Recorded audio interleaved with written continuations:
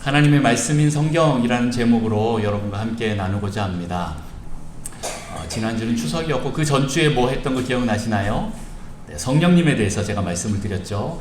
네, 하나님에 대해서, 예수님에 대해서, 성령님에 대해서 네, 갑자기 반가운 얼굴이 들어와서 깜짝 놀랐네요. 네, 네, 그렇게 했었고요. 또 우리가 어떻게 구원을 받는지 이런 부분들에 대해서 얘기를 했었습니다. 그리고 오늘은 이제 하나님의 말씀인 성경에 대해서 말씀을 나누고자 합니다. 자, 제가 이미지 하나를 보여드릴 텐데요. 어떤 건지 한번 보십시오. 여러분 혹시 그 소설 왕자와 거지라는 소설 들어보셨죠? 네, 뭐 읽어보지는 않았어도 대충 어떤 내용인지는 여러분 아실 겁니다. 거지에게 왕자 옷을 입혀놓고 왕자의 자리에 앉혀서 놔두고 이제 똑같이 생긴 그 왕자는 이제 왕궁을 탈출해서 또 바깥의 삶을 경험해보고 들어오는 내용입니다. 그런데 이 거지가 할 수 있는 것은 무엇입니까? 네, 이제 저를 보셔도 됩니다. 왕자의 옷을 입고 왕자의 자리에 앉았지만 그가 할 수 있는 건 없습니다.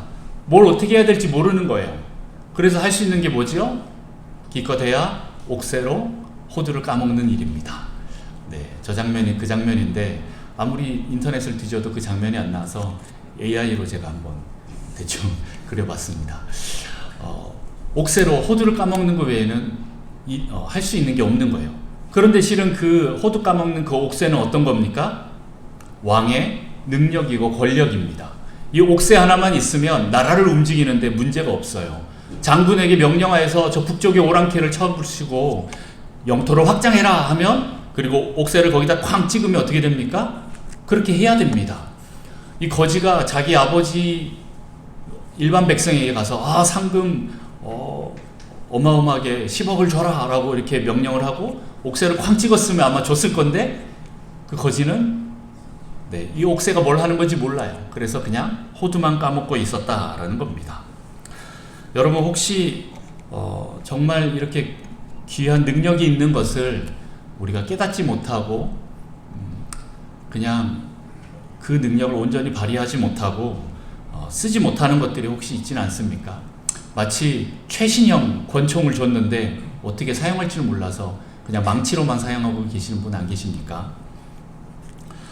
혹시 남들은 다 좋다고 하는데 나는 잘 모르겠고 그냥 남들이 하니까 따라하는 것, 그냥 그 정도만 하는 것, 그런 분 혹시 없습니까?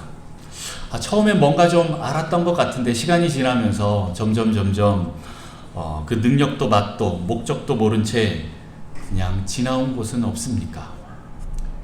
만약 그것이 우리 삶에 있다면 그것은 무엇일까요?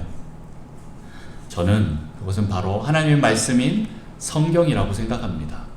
많은 분들이 성경에 대해서 하나님 말씀이다 라고 하지만 정말 그 말씀대로 그 말씀을 이루어가면서 사는 것을 보지는 못합니다.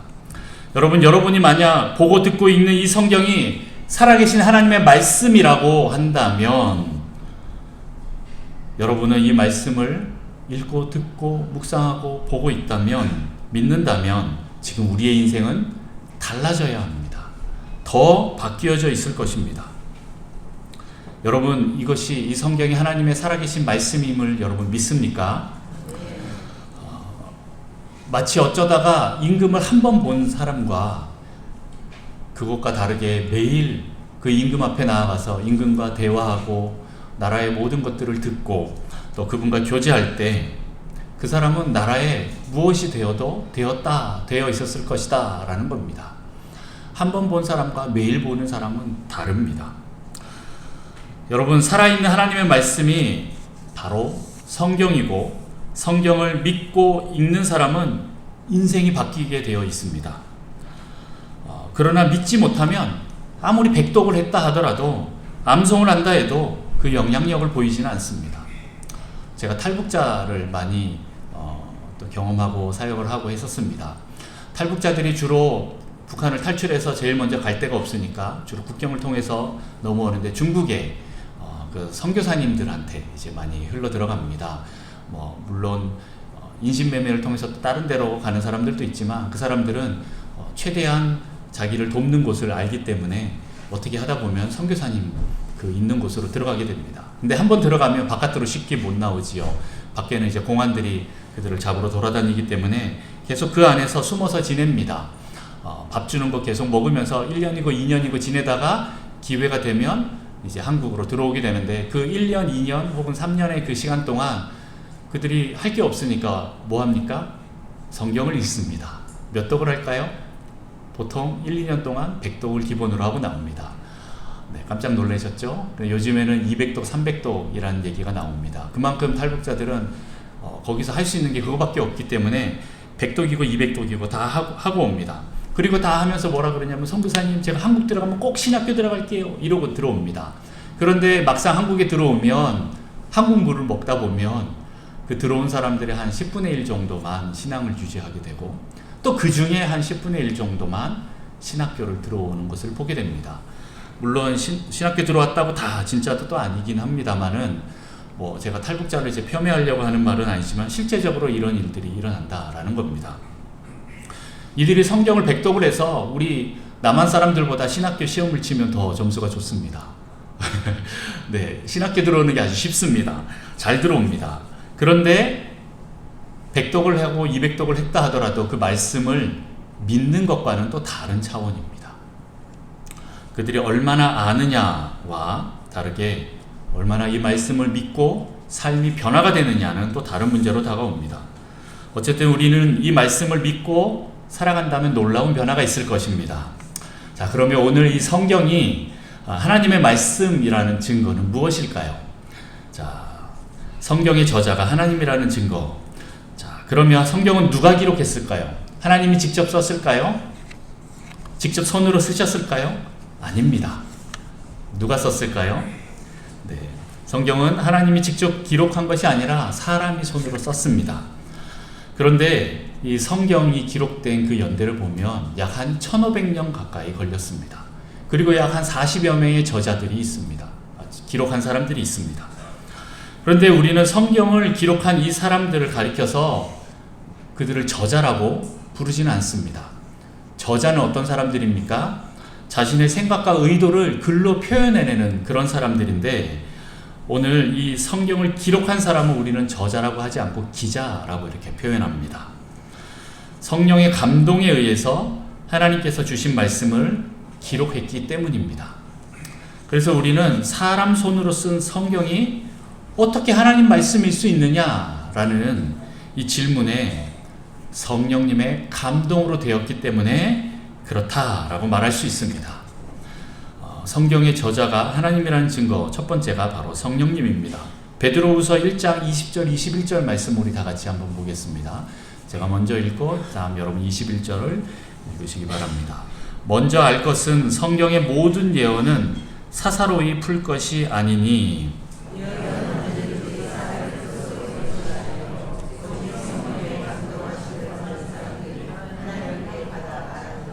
아멘. 네. 성령의 감동하심을 입은 사람들, 약 한 1500년 동안 40여 명이 기록한 성경. 그런데 우리는 그 기록한 사람이 누군지는 그렇게 중요하지 않습니다. 물론 그 사람의 이름을 따서 성경 권수에다가 이제 제목을 붙여서 뭐 마태복음, 뭐 예레미야, 이사야 이렇게 쓰긴 했지만, 그것보다 더 중요한 것은 어떤 한 분이 똑같은 주제를 가지고 약 1500년 동안 40여 명의 사람들을 통하여서 동일한 주제로 계속 기록했다라는 겁니다. 그분이 누구입니까? 바로 성령 하나님이시다라는 겁니다. 그래서 우리는 성경이 하나님의 말씀이라는 것입니다. 다시 말해서 성경의 저자는 누구입니까? 네, 성령님이십니다. 예레미야의 저자는 누구입니까? 예레미야일 수도 있지만 네, 그분에게 감동을 주신 성령님이십니다. 그래서 이 성경 66권의 모든 저자는 성령님이시다라는 겁니다. 성경은 성령님이 쓰셨기 때문에 우리가 성경을 읽을 때 성령님께서 역사하십니다. 그리고 우리는 성경을 읽을 때 성령의 감동이 있을 수밖에 없습니다. 자, 그러면 두 번째, 완전한 통일성입니다. 이건 무슨 말일까요? 창세기부터 요한계시록까지 66권의 이 성경이 1500년 동안 40여 명의 사람들을 손에 의해서 기록되었지만, 이들이 서로 만나거나 동시대에 거주한 사람들이 몇 명이나 될까요? 서로 정보를 교환한 사람들이 몇 명이나 될까요? 이 40여 명의 사람들 중에서 서로 만난 사람들은 별로 없다라는 겁니다. 그런데도 성경은 처음부터 끝까지 완벽한 통일성을 유지하고 있습니다. 왜냐하면 기록은 사람이 했지만 저자는 성령님이시기 때문에 그렇습니다. 성령님의 그 감동으로 말미암아 수많은 사람들이 기록하면서 성경이 하나로 모아졌습니다. 성령의 역사와 감동으로 성경이 하나가 되었습니다. 만약 성령님이 아닌 사람이 저자라면 어떻게 될까요? 1500년 동안 40여 명 사람들이 그렇게 나눠서 쓴다면 통일성을 이룰 수 있을까요? 통일성은커녕 아마 모순투성이었을 것입니다.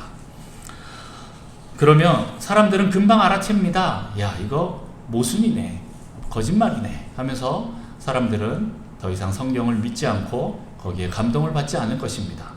그러나 지금까지 성경은 수천 년 동안 베스트셀러이고 수많은 사람들이 그 성경을 읽고 감동을 받고 구원을 받고 그의 삶이 변화되는 놀라운 역사가 있었다라는 겁니다.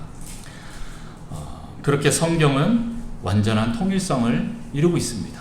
만약 사람에 의해서 기록된 그런 저작물이라면 아마 벌써 폐기되었을 것입니다. 에베소서 4장 5절 6절에 보면 주도 한 분이시요 믿음도 하나요 세례도 하나요 하나님도 한 분이시니 곧 만유의 아버지시라 만유 위에 계시고 만유를 통일하시고 만유 가운데 계시도다. 네, 하나님께서 이 모든 것을 통일하시고 한 분이서 쓰셨다라는 겁니다. 자, 세 번째, 성경이 하나님이 쓰셨고 하나님의 말씀인 세 번째 이유는요, 시공간을 초월하는 모두를 위한 말씀이기 때문에 그렇습니다. 다음 세 가지 그림을 좀 살펴보고자 합니다. 이 첫 번째 그림입니다. 여러분, 이 그림이 무슨 차이가 있는지 한번 보십시오. 여러분, 이 그림 아십니까? 잘 보이나요? 잘 안 보이죠? 그냥 쉽게 말씀드리면 여러분, 그 하늘을 나는 무술 영화의 주인공들입니다. 혹시 저 영화 보신 적 있습니까? 네, 영화 제목은 와호장룡입니다. 제가 이 영화를 너무 감명 깊게 봤는데 특별히 저 장면을 아주 감명 깊게 봤습니다. 두 주인공이 대나무 위에서 날아다니면서 싸우는 그 장면인데, 아주 싸움은 보통 격렬하게 표현되는데 이건 굉장히 부드럽게 표현하는 걸 보면서 너무 신기했습니다. 자, 어쨌든 하늘을 날아다니는 무술 영화 주인공입니다. 자, 두 번째 그림입니다. 뭘까요? 제가 인터넷에 그림을 찾고 찾았는데 김일성이라는 단어가 들어가니까 안 뜨더라고요. 그래서 제가 이것도 어쩔 수 없이 AI로 작성을 했습니다. 뭘까요? 네, 대동강물을 나뭇잎 하나로 건너는 김일성 수령 동지에 대한 그림입니다. 네, 그렇다고 칩시다. 네, 이 두 번째 그림이고요. 다음 세 번째 그림입니다. 세 번째 그림 뭐지요? 네, 무리를 걷는, 폭풍을 잠잠케 하시고 무리를 걷는 예수님의 그림입니다. 자, 무슨 차이가 있을까요? 이 세 가지 그림이. 자, 어떤 그림이 사실이고 어떤 것이 허구일까요? 네, 아무도 답을 못 하시네요. 자, 이 세 그림을 저 북한에 가서 보여준다 그러면 북한 사람들은 뭐가 허구고 뭐가 사실이라고 말할까요?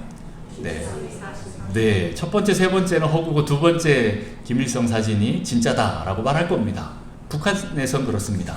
자, 그럼 우리나라 이제 세상에 나가서 명동에 가서 사람들에게 물어보면 이 세 가지 그림 중에 어떤 게 허구일까요? 그러면은 뭐라 그럴까요? 네, 셋 다 허구라고 그럴 겁니다. 이해가 되시나요? 네, 세상 사람들은 그렇습니다.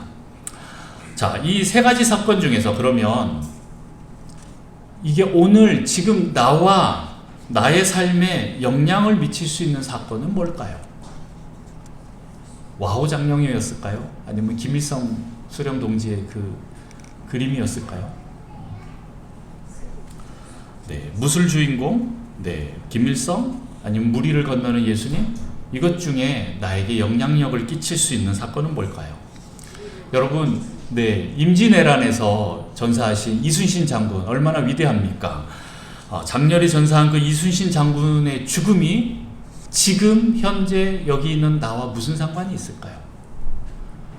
역사적으로 보면 예수님이나 이순신 장군이나 똑같이 위대한 죽음, 위대한 인물의 죽음이 있었습니다.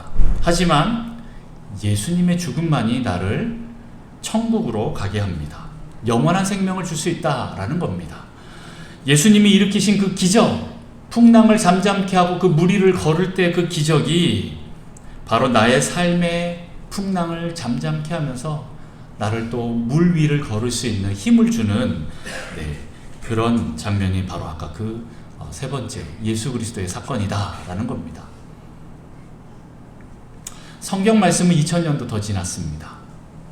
하지만 지금 현재 우리를 지금 여기에 있게 하는 그 말씀, 그리고 또 전 세계 수많은 사람들을 있게 하고 또 인종과 민족과 지역을 뛰어넘는 그 사람들에게 새 생명을 주는 말씀은 무엇입니까? 그 그림은 무엇입니까? 바로 예수님의 그 그림, 예수님의 말씀밖에 없습니다. 성경은 시간과 공간을 뛰어넘는 말씀으로 베드로가 예수님을 부인하고 세 번 부인하고 회개하면서 통곡하는 그 장면을 보면서 나도 예수님을 그 부인한 죄를 회개하고 통곡할 수 있게 됩니다. 또한 베드로를, 그런 베드로에게 찾아와서 네가 나를 사랑하느냐? 라고 묻는 그 예수님의 그 물음 앞에 너무 송구스러워서 몸둘 바를 몰라 하면서 엎드리는 나의 모습을 그리고 또 나의 사랑을 고백하는 그런 나를 발견하게 될 것입니다. 2000년 전에 있었던 그 기록이, 그 책이 지금 나를 회복해 한다라는 겁니다. 이렇게 수천 년 전에 기록된 말씀이 시간과 공간을 뛰어넘고 언어를 뛰어넘어서 지금 나를 살리고 영생을 주는 그 능력의 말씀으로 이 성경 말씀이 우리에게 역사하고 있다라는 겁니다. 히브리서 4장 12절 말씀, 오늘 읽었던 말씀입니다. 우리 다 같이 한번 읽어봅니다. 시작. 하나님의 말씀은 살아있고 활력이 있어 좌우의 날선 어떤 검보다도 예리하여 혼과 영과 및 관절과 골수를 찔러 쪼개기까지 하며 또 마음의 생각과 뜻을 판단하나니. 아멘. 이렇게 성경은 하나님이 지으신 책입니다. 그리고 살아계신 하나님의 살아계신 말씀입니다. 그 말씀이 지금도 살아서 역사한다라는 겁니다. 그러면 이 성경을 기록한 목적은 무엇일까요? 성경을 기록한 목적, 요한복음 20장 30절 31절 말씀을 다 같이 좀 보겠습니다. 제가 30절, 여러분이 31절을 읽도록 하겠습니다. 예수께서 제자들 앞에서 이 책에 기록되지 아니한 다른 표적도 많이 행하셨으나 오직 이것을 기록함은 너희로 예수께서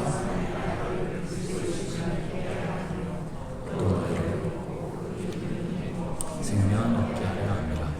아멘. 네, 성경의 목적은 오늘 분명하게 나와 있습니다. 바로 하나님의 아들이신 예수 그리스도를 믿어 생명을 얻게 하기 위한 것입니다. 다시 말해서 구원이 목적입니다. 창세기부터 요한계시록까지 성경은 예수 그리스도를 통한 구원에 초점이 맞춰져 있습니다. 구원에 관해서는 완벽한 백과사전입니다. 실은 성경이 우리 인생살이 모든 것을 다 기록하고 있지는 않습니다. 그러나 구원에 관해서는 확실하게 기록하고 있다라는 겁니다. 예수님은 우리에게 오신 이유가 바로 영원한 생명을 주시기 위해서 오셨습니다. 그리고 천국을 주시기 위해서 오셨다라는 거죠. 그래서 성경은 구원, 곧 천국에 초점이 맞추어져 있고 또 우리를 천국 백성으로 살아가도록 그 초점이 맞추어져 있다라는 것입니다. 그래서 두 번째, 구원자 되신 예수 그리스도에 대해서 성경은 계속 증언하고 있다라는 겁니다. 창세기부터 계시록까지 모든 성경은 실은 우리의 구원자 되신 예수 그리스도를 포커스 맞추고 있습니다. 성경은 바로 예수 그리스도에 대한 책입니다. 그리고 세 번째, 그 예수님을 통하여서 우리가 어떻게 영생을 얻고 또 천국이 있기에 천국 가는 법을 알려주고 있습니다. 성경을 기록한 목적, 예수 그리스도를 믿어 생명을 얻기 위한 것이고 또한 구원자 되신 예수 그리스도에 대해서 증언하고 있으며 또 영생과 천국이 있음을 알려주고 있습니다. 또 네 번째가 있습니다. 우리 디모데후서 3장 15절 17절 말씀을 교독하겠습니다. 제가 먼저 그리고 여러분 한 절 그리고 17절 같이 읽겠습니다. 또 어려서부터 성경을 알았나니 성경은 능히 너로 하여금 그리스도 예수 안에 있는 믿음으로 말미암아 구원에 이르는 지혜가 있게 하느니라.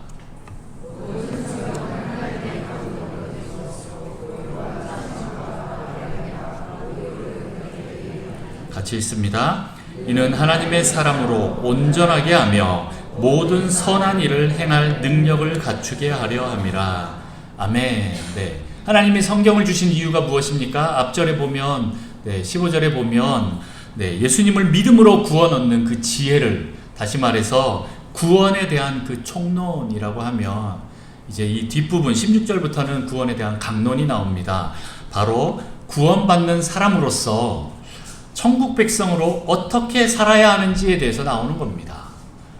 바로 온전한 하나님의 사람, 그리고 또 온전한 선행을 이루어가는 삶을 살도록 돕는 것이 바로 성경입니다. 우리가 성경의 교훈과 책망을 통하여서 온전한 사람과 온전한 선행이 완성되게 합니다. 구원은 믿음으로 얻지만 구원받은 그리스도인의 바른 삶은 중단 없는 훈련으로 가꾸어지게 됩니다. 여러분, 성경을 가까이 하십시오. 그러면 이 구원을 온전하게 이룰 수 있게 될 것입니다. 반대로 성경을 멀리 하는데 구원을 온전하게 이루었다, 온전한 사람이 되고 온전한 선행을 이루었다? 네, 말이 안 되는 겁니다. 성경 없이 그런 일은 일어나지 않습니다. 자, 성경의 구성은 다음에 또 시간이 될 때 또 한번 보도록 하고요. 바로 또 성경의 유익으로 넘어가도록 하겠습니다. 자, 그러면 하나님의 말씀이 성경을 통해서 우리가 얻을 수 있는 유익은 무엇입니까? 여러분들이 성경을 통해서 가장 얻고 싶은 유익은 무엇입니까? 돈을 많이 벌고 싶습니까? 네, 성경을 통해서 부자가 되고 싶습니까? 아니면 건강하고 싶습니까? 물론 그 안에 많은 진리들이 있습니다.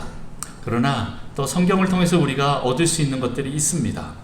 자, 첫 번째로는 하나님의 말씀은 생명을 줍니다. 우리는 생명을 얻을 수 있습니다. 여러분, 여러분의 생명보다 더 귀한 것이 있습니까? 네, 돈이 더 귀합니까? 성공이 더 귀합니까? 가족이 더 귀합니까? 네, 여러분 생명을 대신할 수 있는 것은 없습니다. 마태복음 4장 4절 말씀 보겠습니다. 같이 한 목소리로 읽습니다. 시작. 예수께서 대답하여 이르시되 기록되었으되 사람이 떡으로만 살 것이 아니요 하나님의 입으로 나오는 모든 말씀으로 살 것이라 하였느니라 하시니.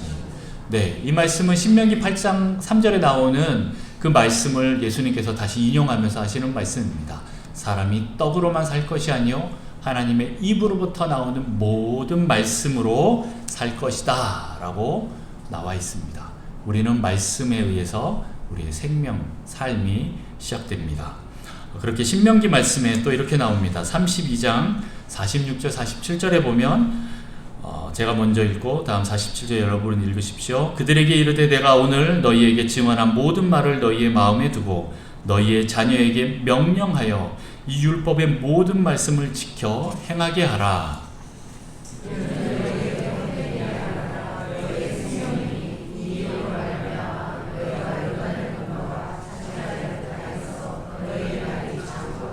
아멘. 이 말씀이 헛된 것이 아닙니다. 무엇이라고요? 우리의 생명입니다. 할렐루야. 네, 바로 이 말씀이 우리의 생명이 됩니다. 야고보서 1장 18절 말씀 보면 그가 그 피조물 중에 우리로 한 첫 열매가 되게 하시려고 자기의 뜻을 따라 진리의 말씀으로 우리를 낳으셨느니라 라고 말하고 있습니다. 진리의 말씀을 통하여서 우리가 태어났다, 우리의 생명이 시작되었다 라고 나와 있습니다. 하나님의 말씀은 성령을 통해서 우리의 영혼을 살립니다. 그리고 말씀으로 우리의 영적 생명이 시작되었고 또 하나님의 말씀으로 매 순간 영적인 생명을 유지하게 되는 것입니다. 여러분, 성경 말씀을 가까이 하십시오. 여러분 안에 생명, 영생이 풍성하게 될 것입니다. 자, 두 번째는 무엇입니까? 두 번째, 하나님 말씀은 우리에게 믿음을 줍니다. 로마서 10장 17절 말씀 우리 다 같이 읽을까요? 시작. 그러므로 믿음은 들음에서 나며 들음은 그리스도의 말씀으로 말미암았느니라. 아멘. 네, 우리가 하나님의 말씀을 들으면 어떻게 됩니까? 믿음이 생깁니다. 여러분 혹시 믿음이 없는 분 계십니까? 나 왜 이렇게 믿음이 약하지? 믿음이 없지? 못 믿겠어 하시는 분 어떻게 해야 됩니까? 하나님 말씀을 계속 들으십시오. 아멘. 네, 할렐루야. 네, 하나님 말씀을 여러분 계속 들으십시오. 말씀을 들을 때 우리에게 믿음이 생겨서 믿음으로 구원받는 놀라운 역사가 있게 됩니다. 세 번째입니다. 세 번째, 하나님의 말씀은 우리에게 무엇을 줍니까? 희망을 줍니다. 소망을 줍니다. 히브리서 11장 1절 말씀 같이 읽습니다. 시작. 믿음은 바라는 것들의 실상이요 보이지 않는 것들의 증거니. 아멘. 네, 믿음은 희망, 이 소망하는 것들을 확신하는 것입니다. 희망이 있으면 기쁘고 행복한 신앙생활을 할 수가 있습니다. 그래서 희망을 얻고 유지하는 방법은 무엇입니까? 바로 성경을 통하여서 우리가 인내와 위로를 받고 거기서 소망을 품게 되는 것입니다. 그렇게 말씀을 통하여서 우리가 희망이 생기게 되고 또 그 소망을 가지고 천국 소망을 가지고 영생에 대한 소망을 가지고 우리는 이 세상에서 충분히 넉넉히 이기면서 살 수 있을 것입니다. 자, 네 번째는 무엇입니까? 하나님의 말씀은 우리에게 자유를 줍니다. 할렐루야. 요한복음 8장 32절 말씀 우리 다 같이 읽습니다. 시작. 진리를 알지니 진리가 너희를 자유롭게 하리라. 아멘. 또 그 다음 고린도후서 3장 17절 말씀입니다. 시작. 주는 영이시니 주의 영이 계신 곳에는 자유가 있느니라. 할렐루야. 네, 예수님의 말씀, 이 진리를 통하여서 우리는 죄의 속박으로부터 자유케 됩니다. 하나님의 말씀이 있는 곳에 진리의 영이신 성령님께서 역사하셔서 우리를 온전한 자유로 이끄십니다. 어떤 분은 예수님을 믿으면 더 자유롭지 못하고 더 구속받는다고, 속박된다라고 느끼는 분도 계실 겁니다. 하지만 하나님을 진정으로 만난다면, 그 하나님의 말씀인 진리의 말씀인 성경을 체험한다면 우리의 영혼은 진정한 자유를 맛보게 될 것입니다. 죄의 속박으로 벗어날 뿐만 아니라 우리의 모든 주권을 주님께 드림으로 주 안에서 참 자유를 맛보게 될 것입니다. 마치 물고기가 자기가 자유를 찾아 떠나겠다고 하면서 물에서 튀어나와서 육지를 막 헤집고 다니다 보면 결국 얼마 가지 않아서 죽게 되는 그런 물고기 신세와 비슷합니다. 그 물고기는 어떻게 해야 됩니까? 다시 물속으로 들어와야 합니다. 그렇게 물 안으로 들어왔을 때 여기에 참 자유가 있구나 라고 깨닫는 것처럼 우리도 그렇게 예수 그리스도 안으로 들어갈 때, in Christ, 십자가 안으로 들어갈 때 거기서 참 자유를 얻게 될 것입니다. 많은 사람들이 난 그렇게 구속받기 싫어 라고 하지만 하나님께서 우리를 만드셨기 때문에 다시 하나님께로 돌아갈 때 우리는 참 자유를 누리게 되는 것입니다. 그렇게 하나님의 말씀이 있으면 우리는 죄를 짓지 않고 거룩하게 살 수 있게 될 것입니다. 자, 다섯 번째는 하나님의 말씀은 무엇을 줍니까? 지혜를 줍니다. 시편 119편 말씀을 보도록 하겠습니다. 98절에서 100절까지 말씀을 먼저 교독합니다.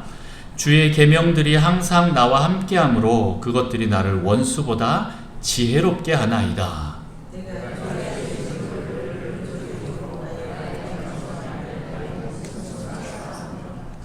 같이 읽습니다. 주의 법도들을 지킴으로 나의 명철함이 노임보다 나으니라. 그리고 105절 말씀을 같이 또 읽을까요? 시작.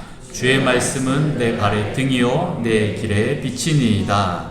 아멘. 네, 인생은 미로와 같습니다. 인생은 미로라는 그런 노래도 있는데, 인생은 어떻게 보면 미로와 같은데 그 미로와 같은 인생 속에서 우리가 바른 길을 찾아 나가려면 지혜가 필요합니다. 우리는 성경을 인생의 내비게이션으로 삼고 또 어떤 길로 가야 할지 지혜와 답을 얻어야 합니다. 여러분 지혜를 얻고 싶으십니까? 그러면 성경을 읽으십시오. 그리고 믿으십시오. 명철을 얻고 싶으십니까? 그럼 어떻게 해야 됩니까? 저와 가까이 하면 됩니다. 지혜와 명철은 같이 항상 짝으로 다니기 때문에 항상 말씀을 보십시오. 그 지혜와 명철을 성경 말씀을 통하여서 여러분 계속 얻으시길 바랍니다. 그래서 성경은 인생의 그 모든 문제를 다 구체적으로 기록하고 있지는 않지만, 다 대답을 하고 있지는 않지만 우리에게 방향성을 제시해 주십니다.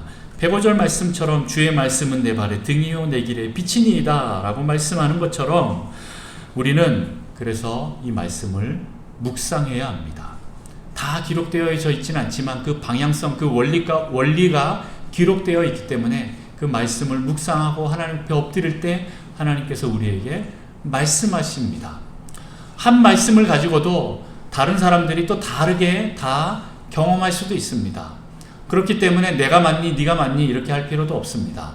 지금 나에게 주시는 이 말씀을 가지고 묵상하면서 거기에 순종하면서 한 걸음 한 걸음 나아가는 여러분 되시기를 축복합니다. 그리고 우리는 그 하나님의 선하시고 기뻐하시고 온전하신 뜻이 무엇인지 항상 분별해야 합니다. 하나님의 그 말씀을 통하여서 우리의 삶을 향한 그 하나님의 온전하신 뜻, 그것이 무엇인지 말씀을 통하여 분별하시기를 축복합니다. 그래서 우리는 하나님께서 주신 그 믿음의 분량대로 지혜롭게 생각하면서 그 길을 찾아나가야 합니다. 말씀을 정리합니다. 여러분, 오늘 성경이 왜 하나님의 말씀인지 살펴보았고, 또 성경이 우리에게 주고자 하는 것이 무엇인지 살펴보았습니다. 성경은 성령 하나님이 저자이십니다. 그리고 우리가 예수 그리스도를 믿어 구원에 이르도록, 즉 영생과 천국을 얻게 하는 그 목적이 있습니다. 그리고 이 구원을 온전히 이루기 위해 온전한 사람, 온전한 선행을 이룰 수 있도록 우리를 돕습니다. 성경은 살아계신 하나님의 말씀이기에 생명과 능력을 주십니다. 그리고 또 믿음과 소망과 자유와 지혜를 줍니다. 하나님이 말씀하신다라는 그 히브리어가 다바르, 아마르라고 표현합니다. 아마르, 다바르, 아마르. 네, 그렇게 말합니다. 히브리어로 그렇게 말합니다. 제가 만약에 다바르, 아마르 한다면 어떨 거예요? 물론, 네, 제가 앞에서 약간의 권위를 가지고 저 뒤에서 물 좀 떠주십시오. 그러면 누군가 물을 떠주겠지요. 그런데 제가 누구 보고 네, 이 집사님 저를 위해서 목숨을 바치십시오 하면 바치겠습니까? 네, 쉽지 않을 겁니다. 그러나 하나님께서 말씀하시면 어떻게 됩니까? 그 일들이 일어납니다. 다바르 하시면, 하나님이 다바르 하시면 이벤트가 반드시 일어나게 되어 있는 것이 영적인 원리입니다. 하나님이 빛이 있으라 하면 어떻게 됩니까? 빛이 있어야 되는데 빛이 없으면 그분은 하나님이 아닙니다. 네, 제가 빛을 있게 할 수 있겠습니까? 저는 없습니다. 아무리 제가 외쳐도 저는 저의 한계가 있습니다. 그러나 하나님께서 빛이 있으라 하면 빛이 있는 겁니다. 여러분, 이것을 믿어야 합니다. 하나님의 말씀은 반드시 이루어집니다. 하나님이 다바르 하시면, 아마르 하시면 반드시 이벤트가 일어납니다. 여러분 삶 가운데 하나님께서 말씀하고 계십니다. 성경을 통하여서, 또 여러분 마음 가운데 성령의 감동을 통하여서 여러분에게 정말 많은 것들을 말씀하고 계시고, 폭포수처럼 쏟아지는 그 말씀이 여러분에게 임하고 있습니다. 그것을 듣고 믿고 가는 여러분 되시기를 축복합니다. 어떻게 보면 우리에게는 정말 그 옥새와 같은, 최신형 권총과 같은 것이 있는데도 불구하고 지금까지 그냥 망치로만 썼던 그런 삶이 아닙니까? 여러분, 이제는 진짜 믿으십시오. 물론 그동안 여러분이 믿고 지금까지 잘 오셨지만 또 더 크신 하나님을 믿기를 원합니다. 오랜 시간이 지나다 보면 점점 시간이 지나다 보면 이게 잘 안 믿어질 수도 있습니다. 그러나 여러분, 이 믿음이 떨어지지 않고 점점 더 성장해야 가는 게 정상적인 것입니다. 여러분, 우리는 온전한 사람, 온전한 선행을 하기 위해서 하나님 말씀을 믿고 한 걸음 한 걸음 나아가는 여러분 되시기를 축복합니다. 이 하나님의 말씀인 성경을 날마다 묵상하고 들음으로 여러분의 믿음이 날로 커지고 온전한 구원에 이르며 인생의 문제들이 해결되기를 축복합니다. 오늘부터 여러분 하루에 한 장이라도 한번 읽어보십시오. 그리고 또 묵상하십시오. 뭐 여러분에게 하루에 석 장이라도 읽으라고 말씀드리고 싶지만 부담이 된다면, 그게 혹시 또 율법이 된다면 안 되기 때문에 제가 장수를 제한하진 않지만 여러분이 매일 말씀을 읽고 묵상하고 그렇게 가시기를 축복합니다. 특별히 우리 젊은 사람들, 학생들에게 꼭 권면합니다. 하나님 말씀을 읽으십시오. 거기에 지혜가 있습니다. 뭐 제가 자랑하려고 하는 것은 아니지만 저도 중학교 때, 고등학교 때 매일 하루에 한 장 아니면 석 장씩 이렇게 꼭 읽고 공부를 시작했습니다. 뭐 그래서 왜 그 대학밖에 대학만 밖에 못 갔냐 그러면 제가 할 말이 없습니다만은, 네, 그럼에도 불구하고 저희 우선순위를 항상 그렇게 하다 보니까 뭐 적어도 이제 이독은 했던 것 같습니다. 중고등학교 때 뭐 그렇게만 읽어도 충분히 할 수 있습니다. 그 말씀이 지금까지 저를 인도하고 저를 이끌고 있습니다. 그리고 우리 안에 믿음으로 자리 잡고 있습니다. 여러분, 계속 말씀을 들으시고 읽으시고 묵상하십시오. 그러면 여러분 안에 믿음이 날로 커지고 온전한 구원에 이르게 될 것입니다. 그리고 여러분의 인생의 문제들이 하나씩 해결될 것입니다. 그런 여러분 되시기를 축복합니다.